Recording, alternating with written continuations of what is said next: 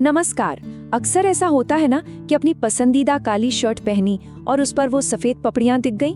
हाँ, हम सब डैंड्रफ यानी रूसी से परेशान होते हैं। तो आज हम इसी आम सी लगने वाली समस्या की जड़ तक जाएंगे और आयुर्वेद की मदद से समझेंगे कि इसके कारण क्या हैं और वो कौन से उपाय हैं जो सच में काम करते हैं। सिर में वो लगातार होती खुजली और कंधों पर गिरी हुई वो सफेद पपड़ी, कौन नहीं जानता इसे। थोड़ा अजीब तो लगता ही है ना। खैर, अगर ये सब सुनने में अपना सा लग रहा है तो आप बिल्कुल सही जगह पर हैं।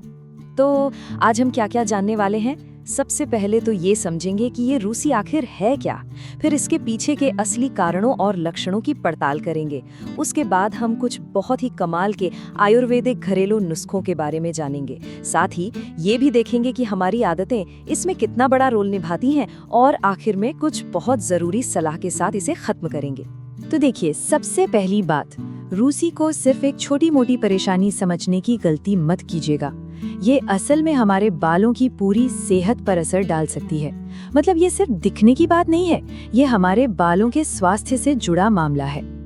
अक्सर लोग इसे बस कुछ सफेद पपड़ी समझकर नजरअंदाज कर देते हैं, लेकिन मामला थोड़ा गहरा है। ये असल में स्कैल्प में जलन पैदा कर सकता है, बालों की जड़ों को कमजोर बना सकता है और हाँ, बाल झड़ने की एक बड़ी वजह भी बन सकता है। इसीलिए इस पर ध्यान देना वाकई बहुत जरूरी है। किसी भी मुश्किल को सुलझाने का पहला कदम क्या होता है?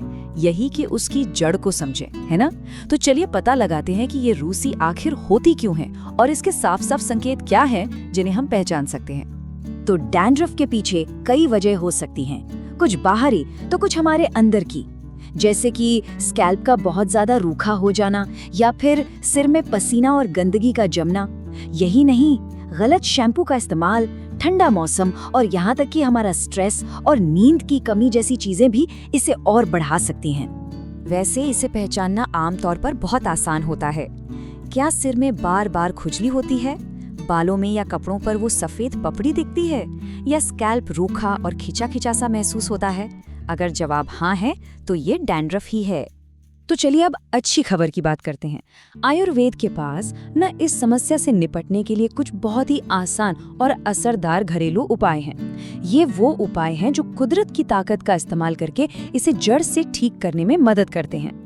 हमारा पहला उपाय है नीम और नारियल तेल का एक जबरदस्त कॉम्बिनेशन। नीम तो हम सब जानते हैं कि कितना बढ़िया एंटीबैक्टीरियल होता है और नारियल तेल हमारे स्कैल्प को जरूरी नमी देता है। करना बस इतना है कि नीम की कुछ पत्तियों को पानी में उबाल लें, उस पानी को नारियल तेल में मिलाएं और हफ्ते में 2 बार इससे अच्छी तरह मालिश करें। अगला नुस्खा तो और भी आसान है, दही और नींबू। बस 2 चम्मच दही में नींबू के रस की कुछ बूंदें मिलानी है, एक पेस्ट जैसा बना लीजिए। इसे अपने स्कैल्प पर लगाकर कोई 15 मिनट के लिए छोड़ दें और फिर सादे पानी से धो डालें। ये बहुत असरदार है। और आखिर में सबका पसंदीदा एलोवेरा जेल। इसे इस्तेमाल करना तो बेहद आसान है। बस शुद्ध एलोवेरा जेल लीजिए और सीधे अपने स्कैल्प पर लगा लीजिए। ये जलन और खुजली में तुरंत आराम देता है और रूखेपन को भी कम करता है। लेकिन यहाँ एक जरूरी बात है, बात सिर्फ बाहरी इलाज की नहीं है। अगर हमें डैंड्रफ से हमेशा के लिए छुटकारा चाहिए ना, तो हमें अपने खान पान और रोज की आदतों पर भी ध्यान देना होगा। चलिए एक नजर डालते हैं कि क्या करना चाहिए और क्या नहीं। खाने पीने में हरी सब्जियां, आंवला जैसी चीजें शामिल करें और हल्का पौष्टिक भोजन करें। और हाँ, खूब पानी पीना तो जरूरी है ही। वहीं दूसरी तरफ स्कैल्प पर बहुत ज्यादा तेल लगाने, गीले बालों में कंघी करने और बहुत गर्म पानी से बाल धोने जैसी आदतों से बचें। ये छोटे छोटे बदलाव बड़ा फर्क ला। आखिर में एक बहुत जरूरी सवाल, घरेलू नुस्खे बहुत अच्छे होते हैं, पर ये जानना भी जरूरी है कि कब हमें किसी एक्सपर्ट की मदद लेनी चाहिए। तो सीधी सी बात है, अगर आपने सारे घरेलू उपाय करके देख लिए हैं और फिर भी डैंड्रफ कम नहीं हो रहा बल्कि बढ़ता ही जा रहा है, तो फिर देर मत कीजिए। ये एक त्वचा विशेषज्ञ यानी डर्मेटोलॉजिस्ट से मिलने का समय है। हो सकता है इसके पीछे कोई और वजह हो। तो कुल मिलाकर बात ये है कि रेगुलर आयुर्वेदिक देखभाल, अच्छा खान पान और सही आदतें, इन तीनों का कॉम्बिनेशन ही डैंड्रफ को कंट्रोल करने का सबसे पक्का और असरदार तरीका है। ये सिर्फ इलाज नहीं बल्कि एक बेहतर जीवन शैली का नजरिया है। तो जाते जाते बस एक सवाल, क्या ये मुमकिन है कि हमारी बहुत सी परेशानियों का सबसे अच्छा और टिकाऊ हल कहीं बाहर नहीं बल्कि खुद प्रकृति के पास ही मौजूद है? इस पर सोचिएगा जरूर।